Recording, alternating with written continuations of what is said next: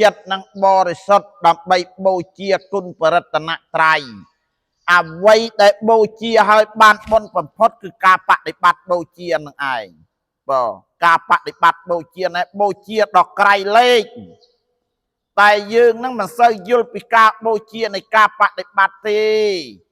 ព្រោះយើងមិនបានសិក្សារៀនសូត្រយើងទើបបូជានឹងទើបតែមានលុយមានកាក់មានប្រាក់មានមាសយកទៅដាក់បានថាបូជានឹងគេហៅថាអាមិសបូជាទី2ទេណាយាយតាបដិបត្តិបូជានឹងការសំខាន់បំផុតនឹងឯលោកយាយលោកតារក្សាសិល8កាន់ខ្ជាប់ប្រណិបត្តិត្រូវនឹងការបដិបត្តិបូជាហើយណាការបដិបត្តិបូជាសំខាន់ណាស់ការបដិបត្តិនៅក្នុងទីនេះអាចឲ្យធ្វើបញ្ញាញាណរហូតដល់សម្រេចនៅអង្គឈានមគ្គញាតណាមួយដោយកាយបដិបត្តិយល់ឃើញនេះតែប៉ុន្តែយាយតាទាំងអស់យើងចាស់ប៉ុណ្ណេះហើយចាំតិចភ្លេចច្រើនសំខាន់រៀនពិនិត្យតែផ្លូវចិត្តទៅការរៀនសូត្រហ្នឹងវាធ្វើយើងចាស់យើងយកផ្លូវរបស់យើងមនុស្សតែអត់មានសមាធិផ្លូវចិត្តវង្វេងណាវង្វេងណាវង្វេងចុងក្រោយនឹងជាទីបំផុតរហូតដល់ចិត្តស្លាប់ទៀតវង្វេងអាចិត្តស្លាប់ហ្នឹងគឺពិបាកទាំងម្ដងហើយអត់មានសេចក្តីសុខពេលកើតទេមានតែទុក្ខទេហើយបើទុក្ខហ្នឹងទៅណាវាមានមោហកតិទូសកតិណាលោភកតិ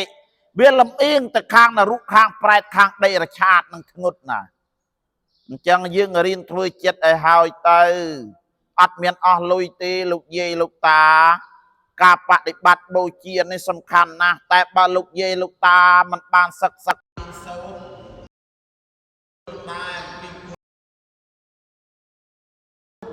បានសិក្សារៀនសូត្រយល់អំពីពុទ្ធឱវាទជ្រះថ្លាណាស់ធម៌ព្រះពុទ្ធណា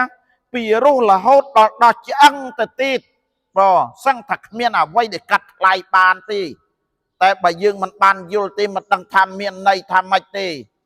ពេលខ្លះត្រឹមបានតែសូត្រណាសូត្រនឹងក៏មិនយល់ពីផ្លូវបដិបត្តិទៅទៀតធម៌ព្រះពុទ្ធណាញោមញាតគឺពីរស់ថារោគអ្វីព្រីផ្ទឹមពំបានទេហើយការបដិបត្តិណាទោះបីវិជាសាស្ត្រជឿនលឿនប៉ុណ្ណឹងណាក៏នៅតែមិនទាន់នៃធម៌របស់ព្រះសម្មាសម្ពុទ្ធដែលព្រះអង្គសម្ដែងអ្នកវិជាសាស្ត្របណ្ឌិតអ្នកទស្សនៈនៅលើពិភពលោកក្តីក្រាន់បានតែរូបធម៌ទេកាយយល់នាមធម៌ចាក់ស្រេះជំរឿ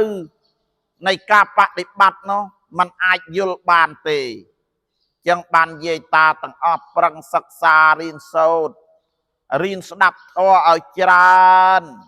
ណាកុំយកអារម្មណ៍ទៅគិតអីផ្ដេសផ្ដាសថ្ងៃនេះវិសាខបូជាចំពោះគុណបរតនត្រ័យតាំងចិត្តឲ្យបរិសុទ្ធ